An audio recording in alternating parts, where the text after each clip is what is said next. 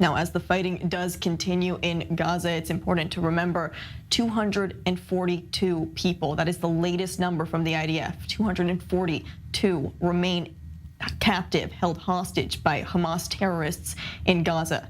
Now, I'm joined now by Shiri Grosbard. Her friend, Sasha Trupanov, was kidnapped by Hamas along with his mother, Elena, and grandmother, Irena. And also his girlfriend, also his girlfriend, Sapir. Four people, four of your close friends also taken in one morning, October 7th. You're grappling with this horrible tragedy that so many people around the nation right now here in Israel are still grappling with 27 days later. Yes, the thing about this particular case is that no one's left from this family. The father was murdered. They found his body about 10 days after this started, right at the outskirts of Gaza, and the rest of the family have been kidnapped. So, you know, there's just no family left to speak out for them. So I'm not that close of a friend of the family, but something about this case just, you know, it dawned on me in a way that I couldn't stay indifferent. We know for a fact that mother Elena, she's still alive because we saw her in the video that Hamas released 3 days ago. Elena was sitting on the right side wearing a blue flower dress. None of the women were wearing their own clothes. They were all kidnapped in their pajamas. That's Lena. We know that her mother, grandmother, Irena, was also taken with them.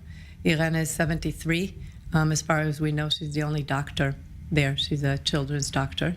And if they are kept together with the kids, we're sure that she's taking care of them. Sasha and his girlfriends were not staying with the parents that day. They stayed in a different house. They were taken from there.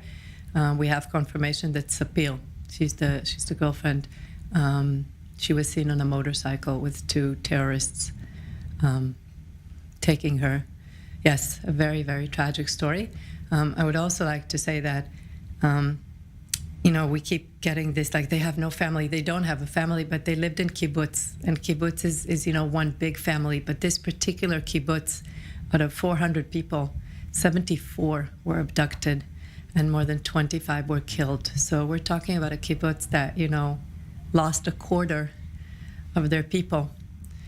This is Nir Oz, right? This is Nir Oz. Nir Oz suffered a massive attack. One morning, a quarter of their family, of the kibbutz family, all uprooted, uplifted.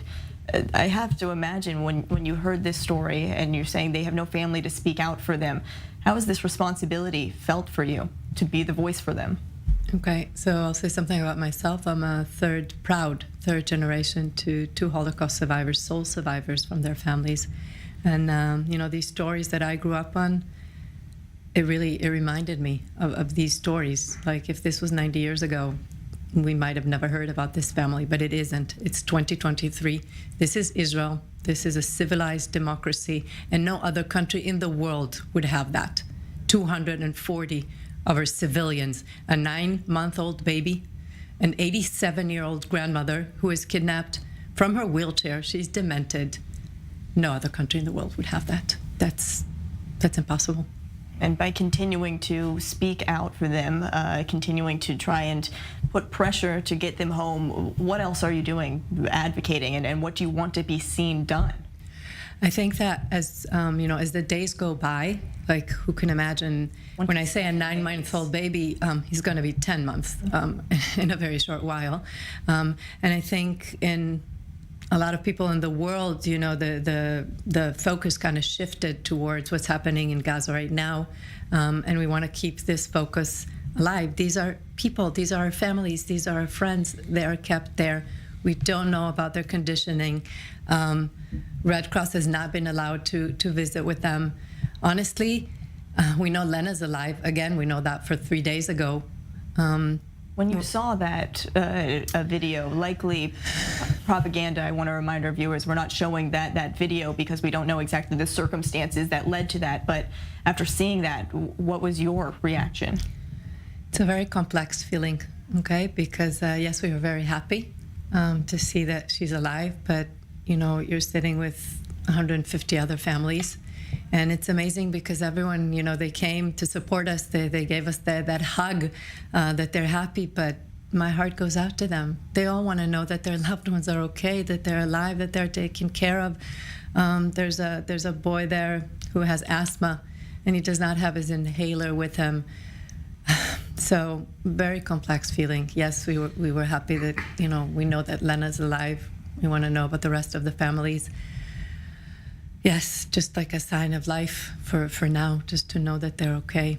That's what we need. And we need to bring them home. That's not acceptable. Like every day that goes by, I feel like, wow, it's been 27 days. How could that be? Did you think it would get to this point? No.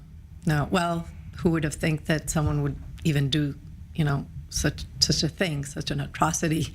But no, we did not think that it will be 27 days. It's Friday tomorrow.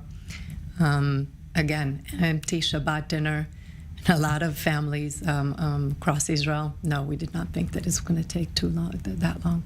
Well, meanwhile, as the days go on, the days continue. Just tomorrow, actually, we are expecting to see Secretary of State Antony Blinken arrive here in Israel. We're continuing to see some international pressure. Do you think the international pressure has been enough, or is it really on the Israeli government to be doing more? Look, I'm not a politician. I think it's up to every one of us to do more. You have a child, you have a mother, you have a father, you have a sister. You need to do something. Yes, I think the world could do more right now for us. What if this was your, father, mother, children? Anyone who can help. I mean, America has been very supportive. I don't know about the rest of the world, but again, anyone who's human should stand up. And that's what we continue to see here in Israel. We walk down the streets, you see the posters, you see the faces of the 242 that remain kidnapped, remain hostage. Seeing the Israeli society come together right now, that is some sort of a bright light. That is true. That is true.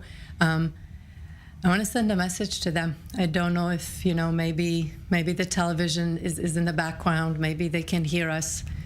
Please stay strong, stay healthy. Please know that we are doing everything. Your families, everyone is doing everything in their power to bring you home, to stay safe, stay healthy. Shiri Grosbard, they're so lucky to have you also as a voice for them right now, and thank you for sharing their stories as we continue to remember and push to return the 242 hostages as quickly as possible. Amen.